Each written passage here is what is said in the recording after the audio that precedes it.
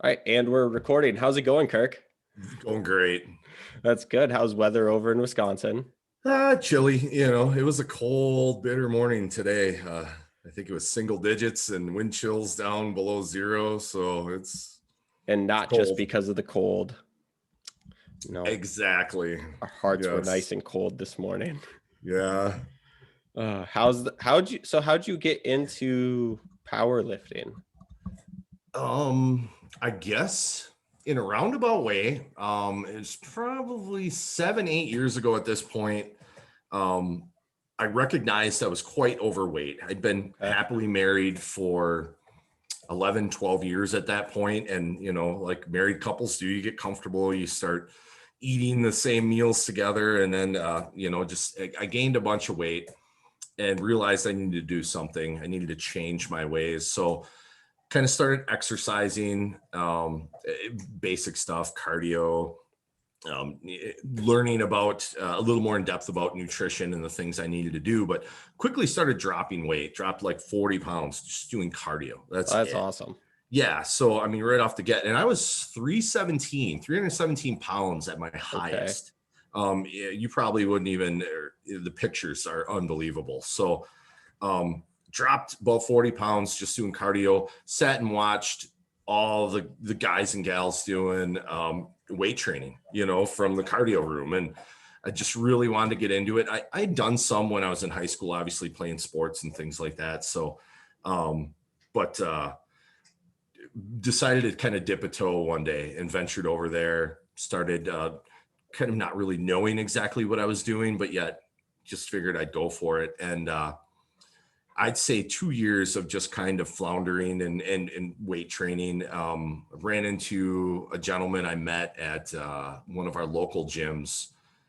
He's still a very good friend of mine, Mike Prawl, and he had been in powerlifting his entire life. So, throughout high school and then basically just continued training like a power lifter is basically until this day. And so him and I kind of bonded on our love of lifting at that point and numerous other things, music, snowmobiles, goofy stuff like that.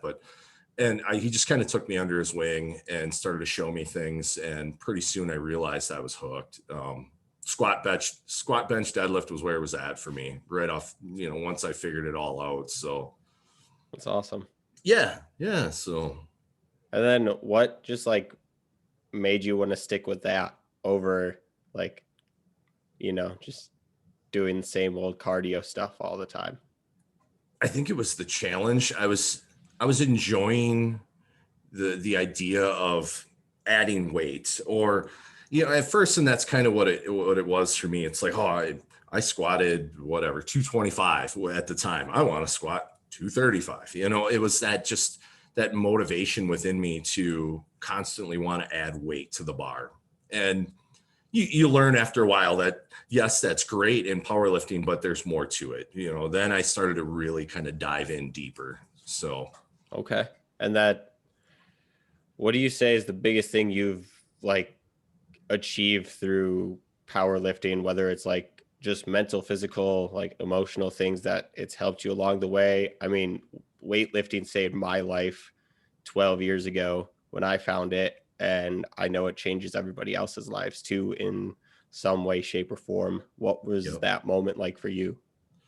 I'd say that aha moment was when after probably 4 years of cardio and then weight training and then getting really into powerlifting, I I was down to right around 200 pounds. In fact, I crested just under 200 pounds, hit 197 at 6'2". I was like feeling great, seeing muscle mass on my body.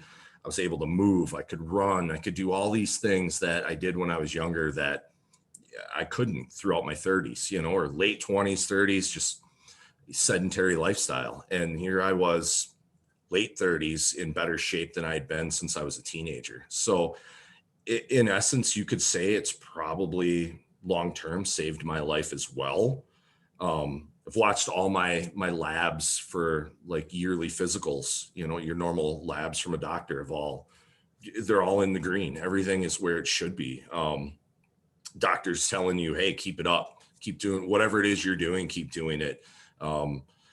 So it's basically something that it has changed my life. It's made me very driven in everything I do. I want to accomplish more. It's made me push the elements of just, work, daily life, my marriage, and just want to strive to be better in about anything. And I would credit that to weightlifting, to powerlifting. It really has motivated me. That's awesome. Yeah. Where exactly are you located in Wisconsin? Because there's so many cool gyms circling that area. Yep. Like, have you gotten to like go hang out at any of these fun, cool like gyms, or like, well, before COVID? Right. But like Wisconsin's a little more open than we are. Do Sure. you still get to go hang out with people and work out Yep. with them? Yes, and I definitely could. I'm in Appleton, Wisconsin, so about 30 miles south of Green Bay. We have like USA Limitless is around here. I know that Quentin, the owner, operator, world-class power lifter, in equipment. Their gym, though I've never actually trained there, I've been through there, and I'm considering a couple meets there, but it's definitely all about, I shouldn't say all about, but they're all about their equipped lifting over there. Okay. You walk in, Yeah. there's people in their squat suits, their bench shirts. It's all in all powerlifting for sure. So that's one of our biggest gyms around here as far as powerlifting is concerned. I know there's a couple down in Madison that I've been wanting to check out. Anytime, my wife and I like to travel as well. Anytime we're out of town, I tend to take my squat shoes, things with me that I'm going to need based on my training schedule, and find a really killer powerlifting gym and then go check it out. Okay. What's the coolest gym you've been to on traveling? Most recently, I was at Stronghouse Projects in Las Vegas. Okay. And in so many ways, it was kind of a dirty, dungy place. I shouldn't say that, because it's still a full-on powerlifting gym. They had monoliths and all high-end equipment, but you could tell there's chalk being used every session. Every training session, there's men and women in there just giving her hell, basically. So that was one of the best gyms I had been to probably ever, and it was a phenomenal experience. Another one would actually be, and I'm trying to think, Stratos gym in Chicago. I attended a barbell medicine seminar there, and that was just like a black iron gym too. It's kind of my thing. It's barbells, it's black iron, it's simple. I don't need all those machines and such to train.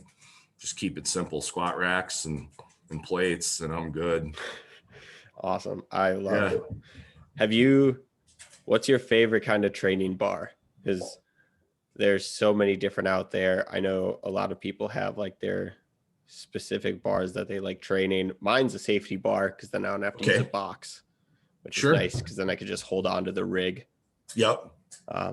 Anything out there that you like in particular to train with? I do enjoy I have a safety squat bar out in my garage gym. Definitely enjoy that for days where like I need a little less fatigue on my shoulders, let's say.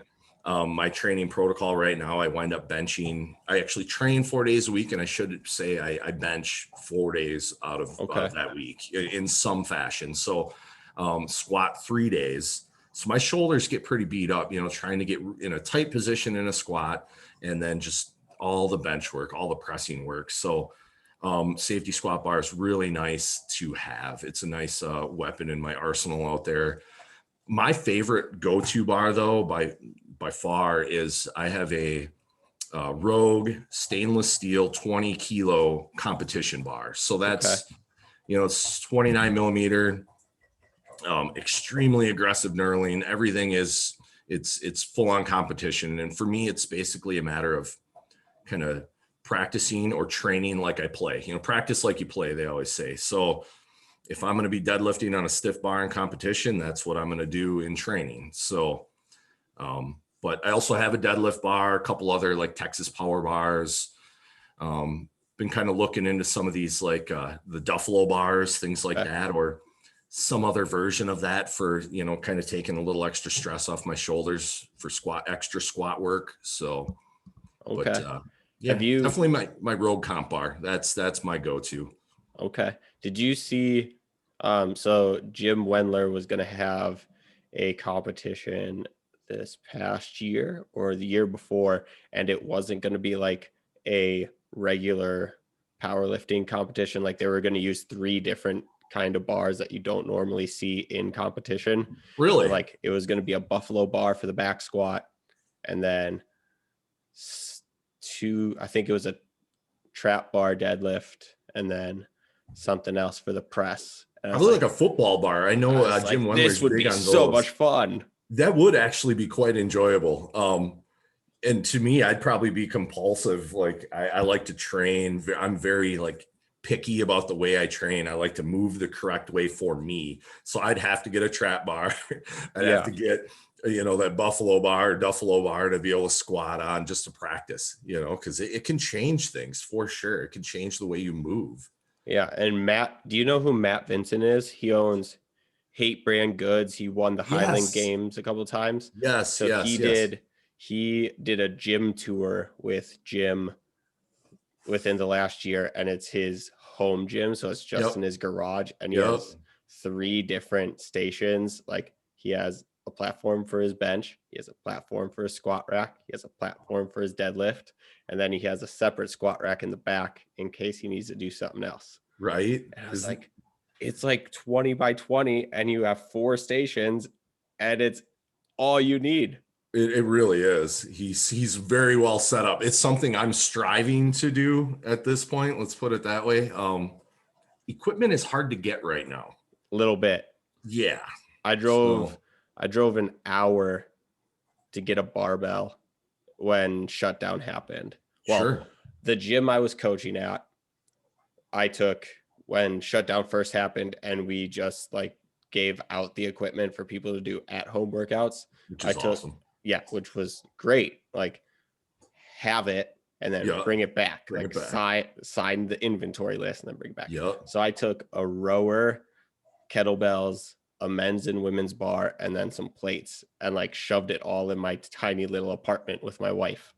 And then the guy ended up closing the gym, so we all returned the equipment, and I was like, I don't want to buy it, like it's right there, but again, I have a tiny apartment. Sure. So I gave it all back. And then I was on Facebook Marketplace one morning, and like I had nothing to do because gyms are closed, so I wasn't doing anything. And it was like barbell, $100, first come, first serve. And I was like, is this available? And he's like, can you be here by 11? And I was like, it's a hour drive. It's 10:30. I will be there at 11:30. Exactly. And he's like, okay. So I showed up, and he's like, yeah, I was offered like $300 for it. And I was like, why didn't you like accept the offer? And he's like, well, that was like 2 minutes ago. You were already here. And I was like, oh, thank God. Yep. Thank you, man. It's a stand-up guy right there, big time. And then found out he was the guy that my boss took his place in a competition. Like, the last fall. So he was like, yeah, like once you came up and I saw you coach there, I was like, he'll be here. He works at a gym. I was like, very cool. I was like, thanks, man. Right. And like this guy had like basically a CrossFit affiliate in his pole barn. Like, really? Rig, rope, assault bike, and a Rogue Echo bike. Wow. And a Concept 2, like just everything you could want. And I was like, you do realize you could sell all of this for like a lot of money right now, and then just buy double what you have. Right. I was like, this would be the perfect setup. It would be. I'll tell you right now, I've considered something similar because I have my Rogue rack, all this stuff I bought pre-COVID, like right before. We're talking the summer, right before everything all started to hit. And I mean, everything was normal deals. So I really stocked up, spent a lot of money. The only thing I don't have in my garage is competition plates, which have been hard to get. Yeah. I am on the reoccurring list with Rogue. I've also been looking at like Ivanko's and Alico, trying to get those competition steel plates, get them in here. But every time I get my email that it's back in stock with Rogue, they're sold out within 5 minutes. Yeah. So can't get my hands on those, but they're coming. But my Ivanko plates I have out there are kind of the mil spec. They're a high-end plate. I bought them, I think $2 a pound. Okay. And I could probably easily double that. I've had people offer it, and it's like, well, yeah, that's great. I could make all this money right now, but then I have nothing to train with. So, No.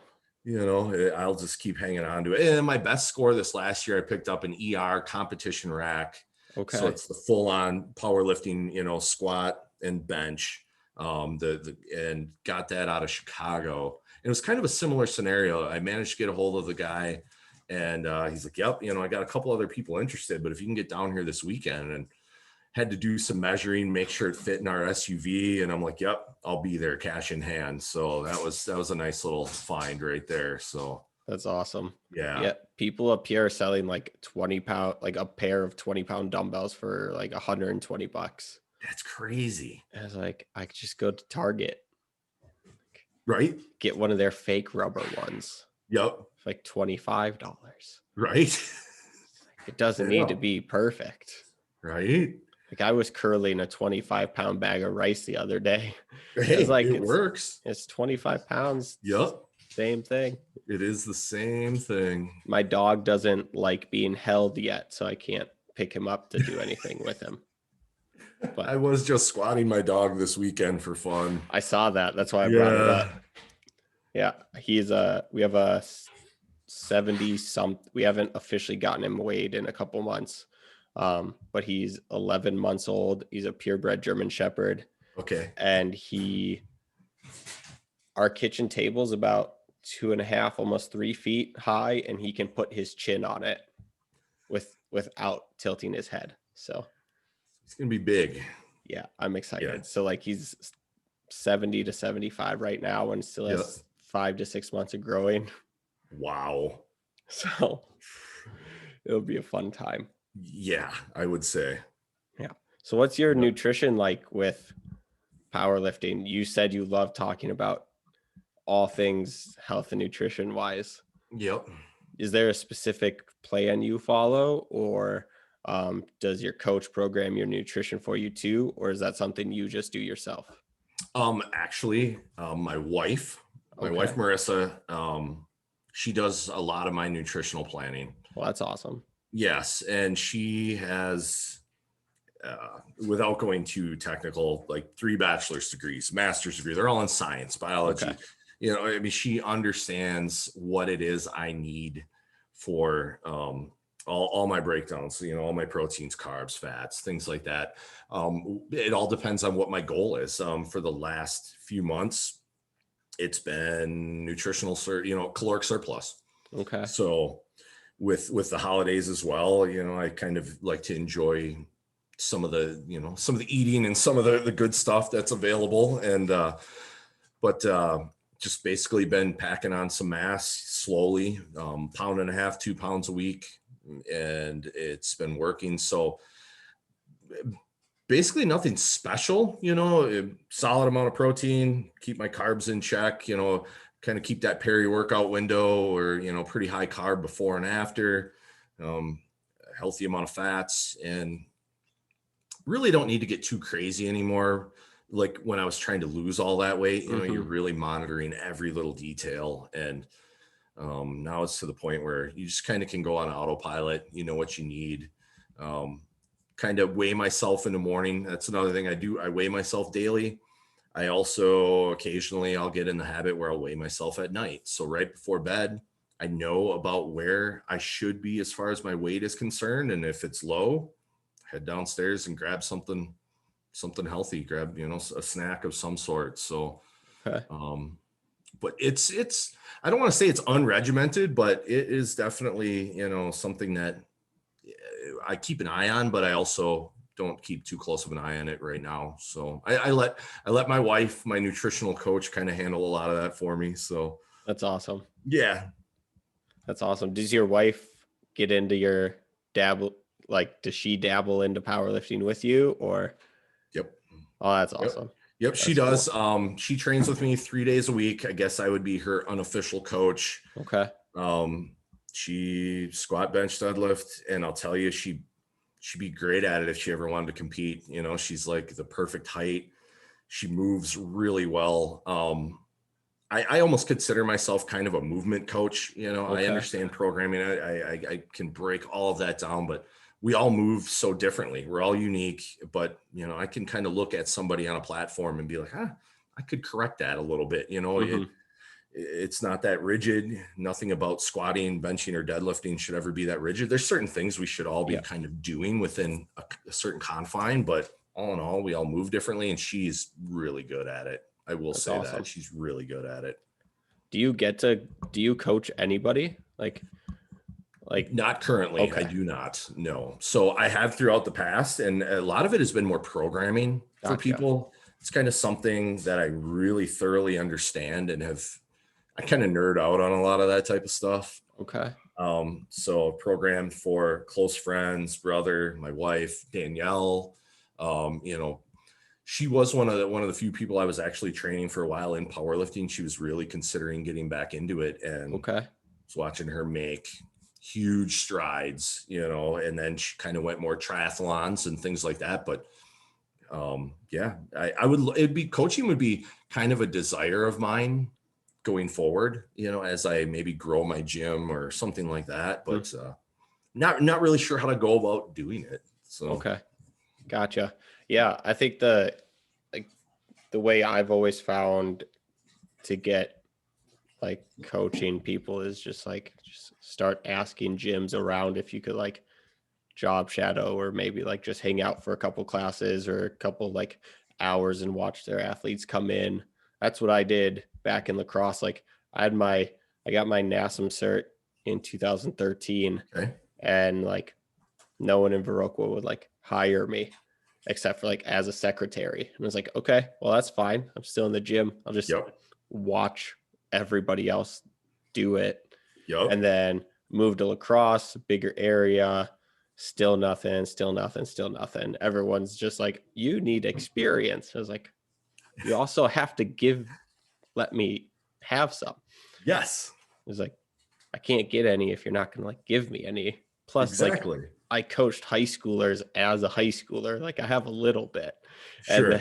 And they're just like, nope, not accredited. And it was like, all right, cool. So then like I just reached out. I had my L1 for CrossFit at this point for almost a year. And I reached out to a friend that owns a gym there. And I was like, hey, can I just like job shadow, like literally just come in and watch you like every day? He's like, yeah, sure. So every night from like 4:30 to 7:30, I would just sit there and watch him coach or watch his coach's coach, and then like take the classes. And then every once in a while he'll be like, yeah, help during the class, help during this class. And then another gym gave me a job shadowing gig at the same time. So I was doing both gyms at once. And then I got the call to move to Florida for an official internship. And I was like, this is great.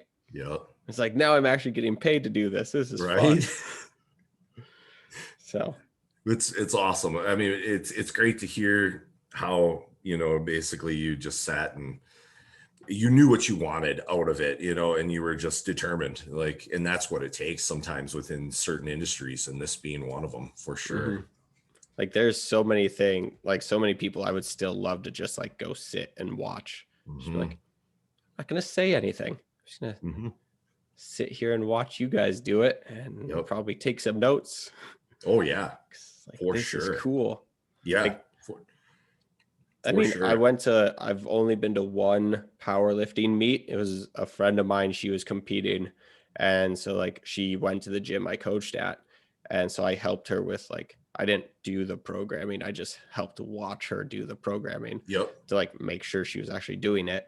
And then get to the powerlifting meet. And I was like, oh, this is cool. Like, everyone here just wants to lift some weights. Yep. And then all the young kids, because I think it was 17 was the youngest, and then like 60 was the oldest. Sure. And like all the young kids are like trying to hop up on the gymnastic rings in the back. And I was like, I mean, I can't teach you right now because like I'm not a coach here, but like I could show you what to do on those. It's kind of fun. Right. And they're like, we're just stretching our shoulders for the bench press. Like, Yep. okay. Like our coach told us to hang out. And I was like, all right, cool. Yep. And then you just sit there and watch the process, and all the judges were super cool. And I was like, oh, you actually have to listen to them. Like, don't move until they tell you to. Exactly. Yeah. And it depends on the federation. They can be extra.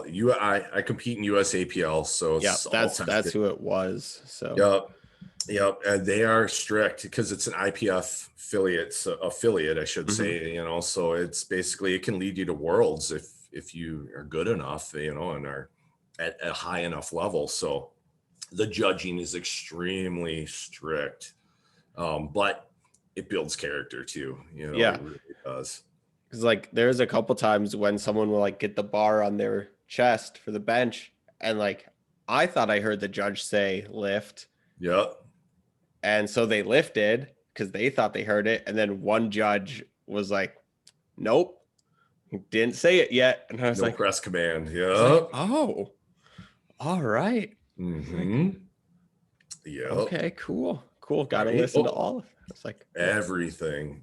Trust me, I've been reprimanded for setting down my deadlifts too aggressively, I guess. You're fired up, you get 3 attempts, first attempt you plan on going out, you just smoke it, and it's like you're supposed to set it down, not gently, I mean as gently as you can, but we're talking these things, it's just sub 600 pounds, so it's like you're not setting it down gently, but you get a little amped up and you kind of do the little like throw right into the floor, and I'll have the side judge just warn me right there, and I'm like, hey, I'm sorry, I'm a little fired up. It's all right, don't let it happen again, or else we'll boot you right out. And I'm like, no worries, it will not happen again. Have you gotten to compete during COVID? I have not. Okay. I am eyeballing 2 meets right now. One in May, that would be in Eau Claire, and then I have another one out of state that I'm looking at that's actually in California. That would be like the farthest I would have ever traveled at this point to go to a powerlifting meet, but it's just being put on by, a club out there that I think it looks really interesting. So I think it'd be kind of nice to do something like that, but none of the registration has opened for any of these yet. Okay.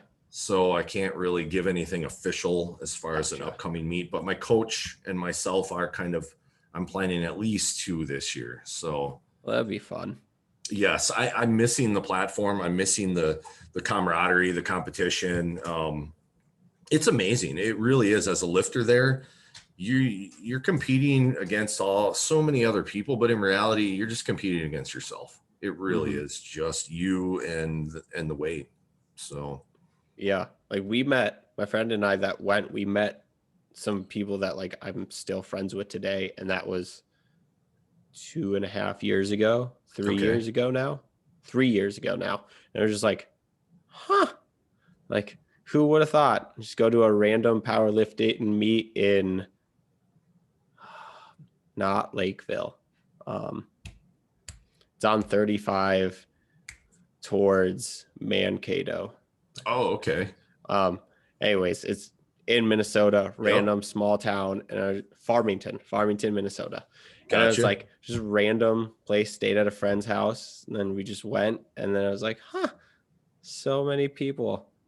Did you enjoy the experience? I mean, it was so cool. Like I watched a 60-year-old guy back squat 200 pounds and set the state record. And I was like, it's amazing. It's like, dude, you're 60 years old. You're like taller than me, and I'm 6'2", and you're like squatting 200 pounds.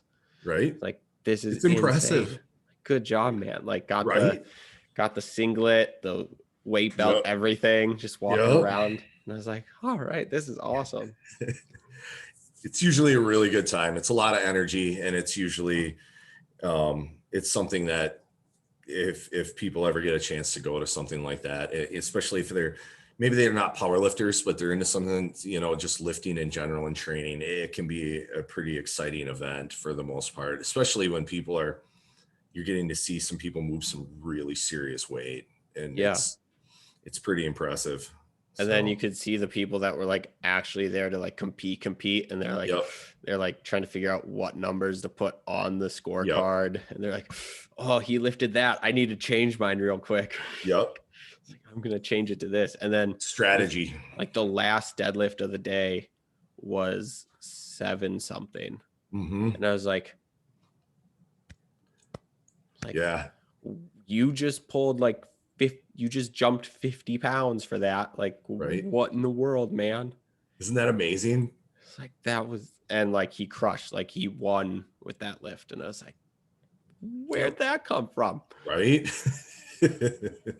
It's like, and then there's a lot of short people too. So it's like, It helps, honestly. Yeah.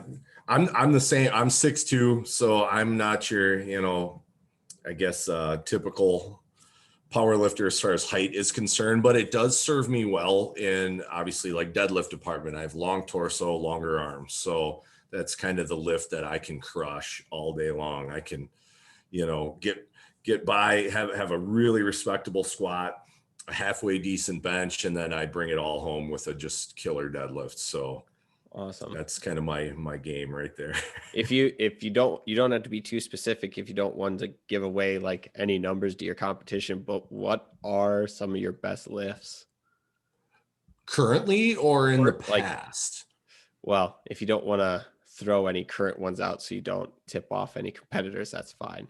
But like Well, in the past. yeah, I guess I don't think I'd probably be tipping off too many masters lifters, but I anticipate, and now this is all, I'll preface this by saying I'm coming off hernia surgery last Okay. year. So, but I'm anticipating in this upcoming meet squatting somewhere in the low fives, Okay.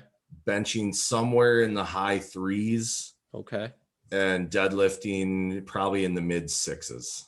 Oh, that's awesome. So training is kind of, I follow my coach, John Garofano, through Reactive Training Systems, is basically setting me up for success going forward. And they have a huge like online app, Okay. and all my numbers are trending towards somewhere in that area as of right now. So provided I can continue to stay healthy, stay consistent in my training blocks, manage fatigue, manage stress, all the other things that go with it. There's no reason I can't hit those numbers on May 1st. So That'd be awesome. yeah. And for somebody who's going to be 42 years old at that point, I can't complain at all. I never thought I would have been able to do something on this level. And now I just want more. I just want to keep adding weight to the bar. Nothing wrong with that. Right. Like my first ever like client back in 2013, he told me he would pay for my NASM cert if I trained him, because he was Mm-hmm. my boss at Culver's and he like owned the whole town. And he's like, I will pay for it if you train me. And I was like, sweet. It's like we would train, and he's a little older than my mom, so this would have been 8 years ago. Okay. So he would have been 50. Okay. And he's like the most athletic 50-year-old I've ever met. And he's Sure. like, let's go. And I was like, dude, where are you getting all this energy from? I am 22 at the moment. Like, no. He's like, let's go. And I was like, all right, I'll program this. We're going to do this. And then if you decide you want to do more, we'll do more. Right. And then he's like, all right, now what do I eat? And I was like, I don't know. Like, I can't tell you what to eat. Like, I don't have a nutrition background. Sure. Like, and thankfully now, like over the years, I've learned it. But then I was starting out. It's like, I don't know. Google it. Like, Right. just don't ask me. I'm just learning. Right. It's like, let me read the nutrition chapter. Hold on. Yep. No carbs after 7. Exactly. Right. There you go. It's like, Yeah. do that. You'll be fine. Yep. Oh, It's let's go to Culver's. Okay. right. Perfect. As a power lifter, you could catch me there all the time. Yeah. What do you want? Concrete and a burger. All right. That's makes champions right there. Is there a specific weight class that you're in since you're in masters? Or 105s. okay. So that's not bad. And yep. So that'd be 231. Okay. 231 pounds, so 105 kilo. I'm currently closer to 120s Okay. after the holidays and purposely attempting. I wanted to train in a good caloric surplus, and just to manage fatigue and things like that. But there's no reason. I've kind of commenced my cut, let's say. Okay. So slight caloric deficit. I don't see any reason why I can't be right around 230 on game day on May 1st. So that'd be fun. Yeah. Yeah. So what that would compute to a Wilks score. I don't know if you're familiar with, powerlifting. Everything's all these Wilks scores nowadays. Everything's based on calculations. How much do you weigh versus how much you've lifted? And then you get a score. So the higher the score, the better. Basically, I'm just attempting to, at this point, qualify for Raw Nationals, which this year is in Florida. Not sure I quite have it. I think I'm going to probably come up simply because USAPL has raised the qualifying totals for Raw Nationals now. Okay. But I think I'm going to probably come up about 40 kilos short. So in the coming year, I got to find 40 kilos to qualify for Raw Nationals and then go from there. So, okay. We'll see. I mean, 13 a piece. Yeah, that's kind of what I do. I break it down like that. Like, just basically if I can add, like you just said, 13 a piece to each lift throughout the year, it's very doable at this point, especially in a couple different lifts that my bench has just been skyrocketing lately. Some of that's additional body weight, so that helps, but some of it has just been some form corrections that my coach has helped me with. It's always been my weakest lift anyway. Okay. And some of it's just, training protocols. We were figuring out certain elements, certain things that work for me. There's always kind of a certain guideline that a lot of people want to follow, but then it's a matter of finding out what works best. What does my body respond to the best? And then let's figure that out and let's do that more, so, but yeah. And if I can qualify for Raw Nationals in the coming years, I'd like to think, within 4 or 5, I could potentially, once again, all things considered, staying healthy and possibly place. That'd be awesome. I don't see any reason why not. So that's the long-term goal as of right now. Okay. I mean, that'd be super fun. Yeah. Like you could go like place for nationals and then get invited to the Arnold. I mean, that'd be pretty cool. That'd be awesome. Worlds, maybe. Worlds. I mean, that would be, I could only imagine, but first things first, just got to get back to competing, get on the platform, and then get to a Raw Nationals. I've heard it is a blast. I mean, it is full on competition, but they crank the music up there. They got big time announcers. Some of the biggest names in the industry are there. It's pretty legitimate. And I've done some pretty legitimate powerlifting meets, but apparently Nationals just takes it to a whole nother level. So yeah, that'd be like, if it's anything like the Arnold was, it would be insane. Oh yeah. Yep. Like the Arnold was nuts. And you attended the Arnold, I'm assuming then? Yeah, I went in 2016 on my way to Florida when I did my internship.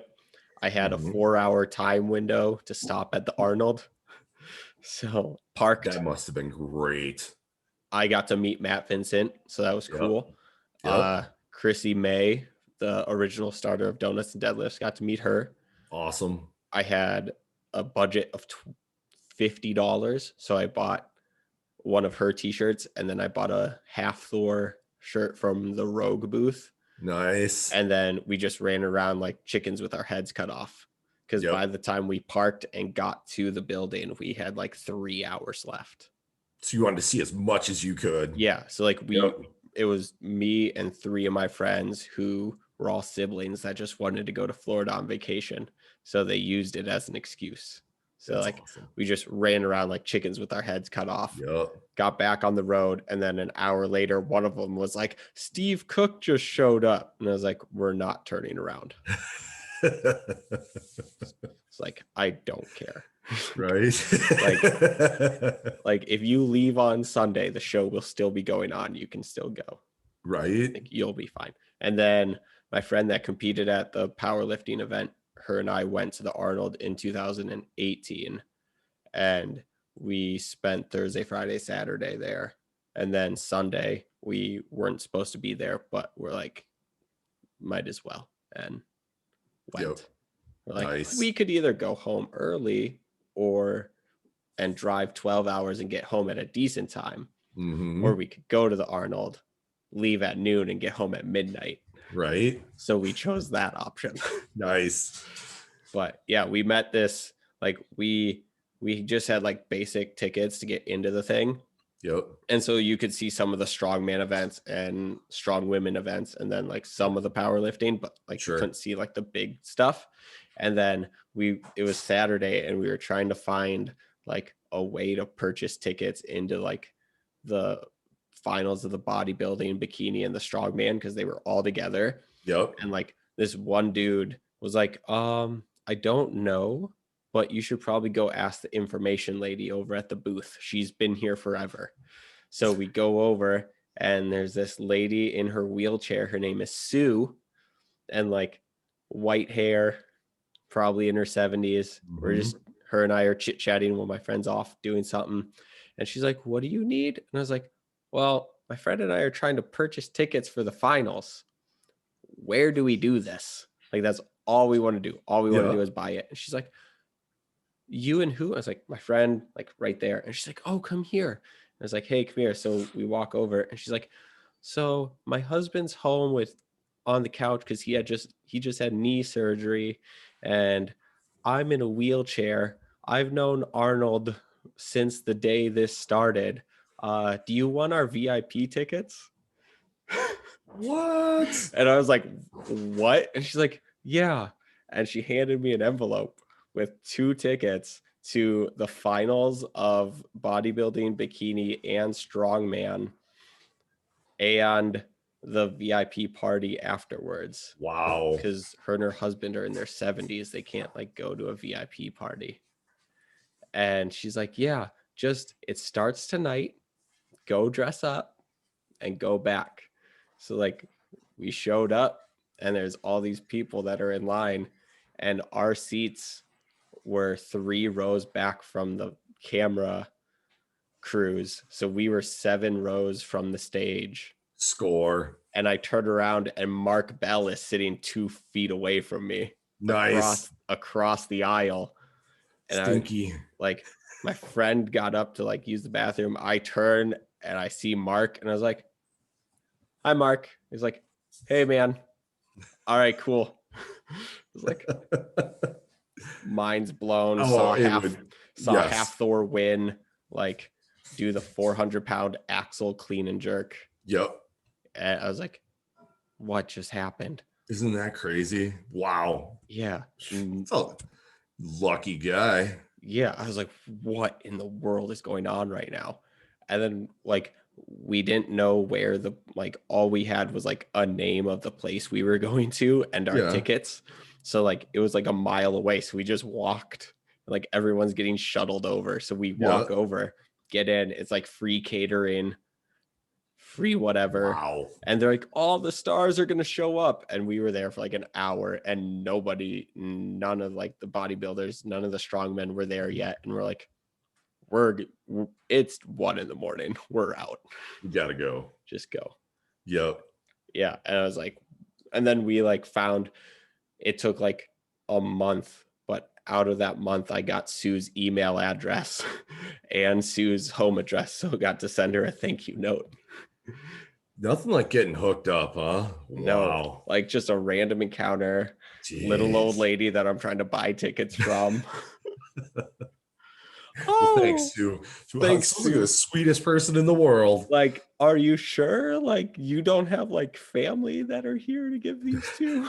It's like, I'm just a random 25-year-old kid. Right? Like, here you go. Here are the tickets. Go have fun. Man. Like, wait, what? Like, no, no, no. Just hand them the tickets. You don't need an ID. You're good. It's like, and she's like, if you meet Arnold, tell him Sue says hi. And I was like,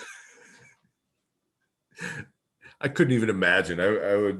I would probably just, if I ever met Arnold, I'd be that guy that would have no words. It'd be like, you grow up watching all of his movies and he's a legend. I'd be sitting there just drooling and staring like that yeah. awkward person. Like, that's how I felt when he came on stage to talk. Oh, I I was believe like, it. I was like, Arnold's right there. Guys, Right? do you know who that is? Like, he's in all my favorite movies. Uh-huh. And I'm like 100 feet away from him. Wow. It's like, and he's huge still. Oh, he is. Yes. Like, he's It's our no height, joke. but like just a massive 70-year-old. Yep. Like, He is impressive. like he was like shaking the bodybuilder's hands. I was like, he makes you guys look small. Yes. Like, this is hilarious. Isn't it? And like all the bodybuilders like did this thing where they like went to the back of the room and then came through the aisles, and like we were right on the main aisle, so we just got to give them all high fives. It's like, How cool. it's like William Bonnick won that year, and I was like got to get almost a picture with him. Like, took a picture as he was walking by. Yeah. It's like, hey, you won. Like, this is cool. Yeah. Then finished in the top 5 at the Olympia this year. It's like, dude, what is this? Right. But Mind blown. Trust me. My wife and I wanted to go last year, but then it got canceled. mm-hmm.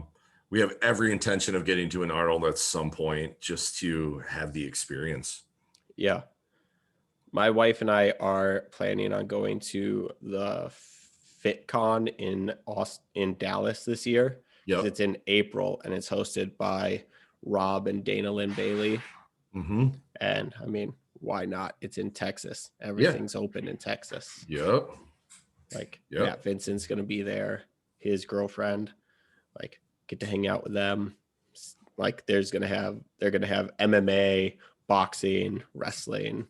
Like, go watch all these people kick some butt. Like, yep. Maybe a random lifting competition of some sort. Exactly. You never know. Yep.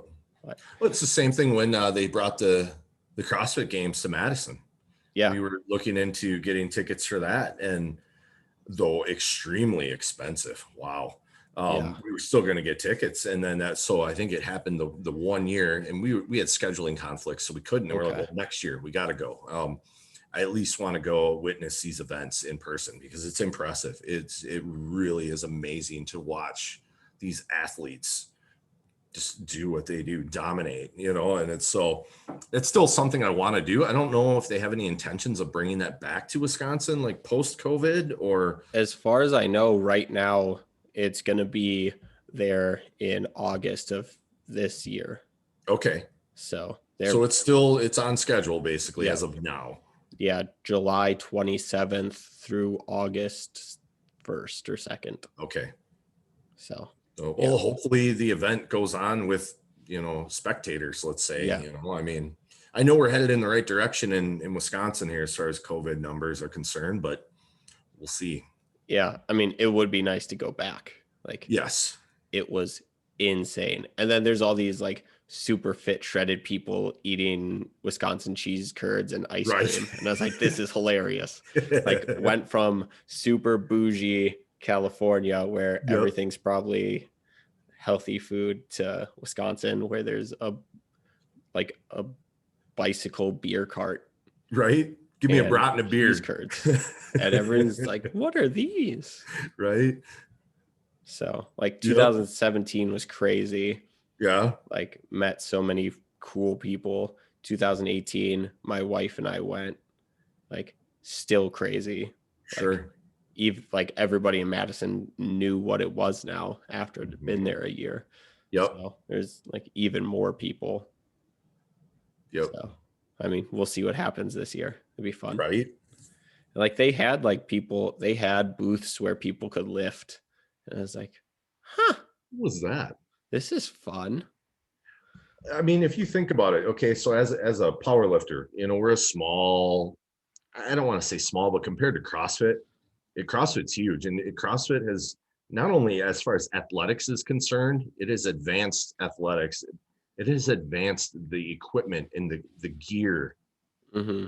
across the board. I mean, with companies like Rogue, for instance, stepping it up like insanely, we wouldn't have some of the things we do today to train with and to train on, and some of the ability to recover if it wasn't for the popularity of CrossFit. It is absolutely immense, and my hat's off to it big time. It's utter respect because these people are amazing athletes, absolutely amazing.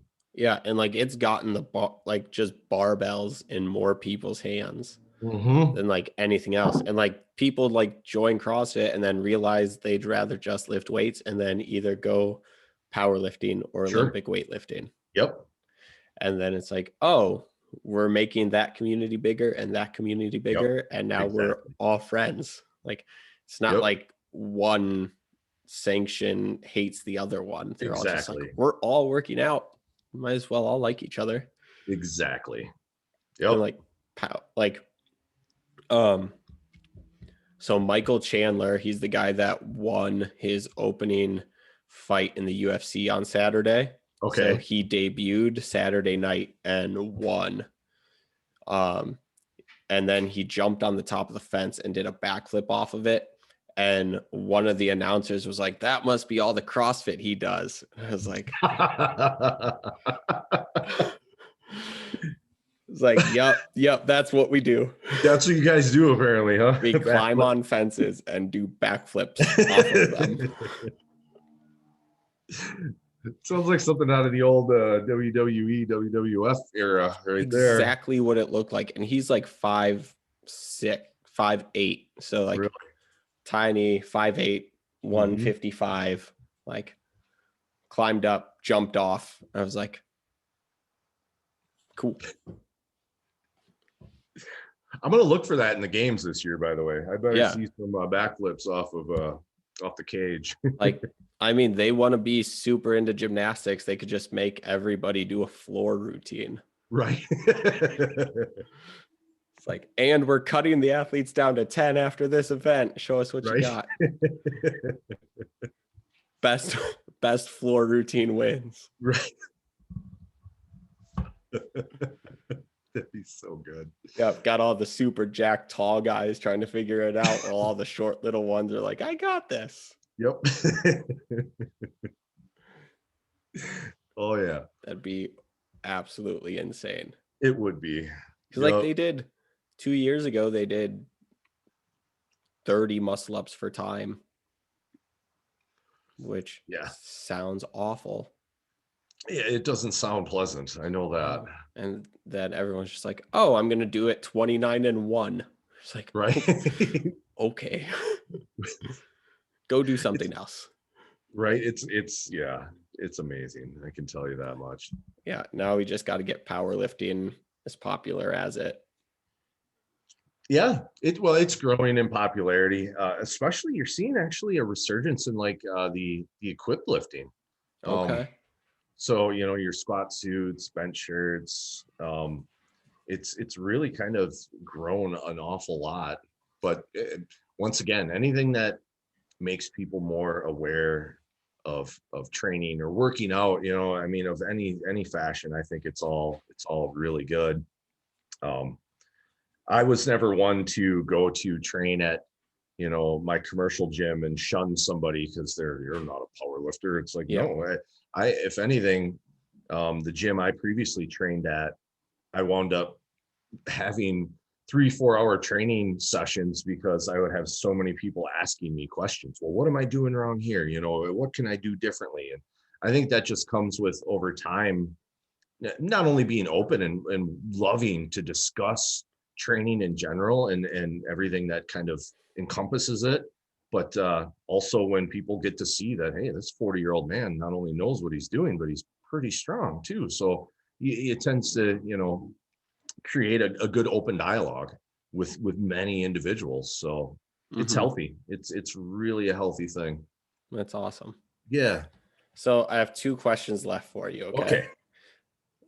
Second to last one. What are the top three lessons you've learned in the last year or so that, like, training through COVID or dealing with COVID, dealing with life stuff, that you could give to someone that maybe is struggling to like adapt to what's going on in their world? Yep. And then the last question is, what are the top three books you would recommend that someone reads? Okay. So the top three lessons that I basically would recommend to somebody that I've learned throughout what has changed is first and foremost, you have to just kind of motivate yourself to do something. Yeah, via COVID, whether it's body weight, get some bands, get something. I don't care if you're doing push-ups, pull-ups, sit-ups, body weight squats, something. It continue to try and press. If you're doing sets of 20, shoot for sets of 21 next time. You know, something like that. Whatever it may be. Um, um, Trying to think here.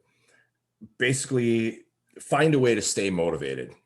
It can be tough. I know a lot of people who have really struggled throughout this whole pandemic that their motivation is lacking. They're like, well, I can't go to a gym. I can't squat in a rack. I can't use a barbell. It's like, well, there's still other ways to train around this. And if they needed help, I had plenty of suggestions for them to load your push-ups, you know, all kinds of different stuff. You can really add to your physical abilities with minimal equipment.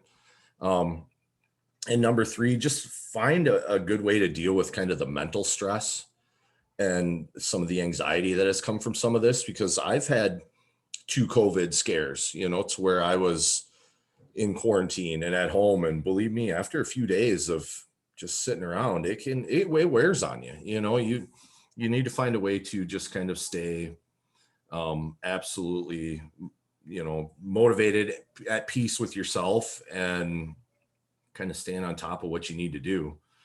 Um, Also, I guess I could add a fourth in there, figure out a way to eat a little better too. Most people I've heard have really gained some weight. I don't even want to say that in a negative way, but it's easy. It's easy to kind of just get passive and, you know, just kind of throw certain things out the window. So keep an eye on the nutrition as well. And then three books I would recommend. Number one, Diary of a Part-Time Indian. It's actually kind of a young teens book, but it's about a struggle of a young man who lives on a reservation out in Washington, winds up attending like the all white school. So he's called a part-time Indian by his tribe, and it's an absolutely great read. What was the other thing I was reading recently? A Spy at the Heart of the Third Reich. Love a lot of like kind of history stuff, World War II related. Somebody basically attempting to take down, you know, the entire Third Reich. And what would my third recommendation be? And I just read it too, probably 2 months ago. I'm blanking on the name. Enemy Within. Okay. This is a book about a young man who was raised within it's almost like the movie Generation X, where basically this young man's raised in a community that is extremely racist. These people are all like white supremacists, and he gets out and realizes that there's this whole other world but yet his past is still catching up with him from all the things he's had to endure throughout his entire life of living that type of life. And I found that a great read because people, it's kind of fitting with the culture we've had recently too. There seems to be a lot of these really scary individuals kind of creeping through the woodwork again. Yeah. So it's really nice to know that there's people out there trying to open eyes that, it's unnecessary. That type of thought process is completely ridiculous and not needed in our society ever again. So, those would be my 3. Awesome. Well, thank you so much for hopping on the podcast today, Kirk. Hey, thanks for having me. Yeah, my pleasure. Where can people find you? I'll link all your stuff in the description. I'm on Facebook. Insta is kind of where I tend to post a lot of stuff. At Cap'n Kirky. Okay. And then I do have a Chalk and Neural page as well. So that's my garage gym. Just kind of try and throw some content up there every once in a while. And that's pretty much it. Awesome. Well, thank you so much. Hey, thank you. Yeah.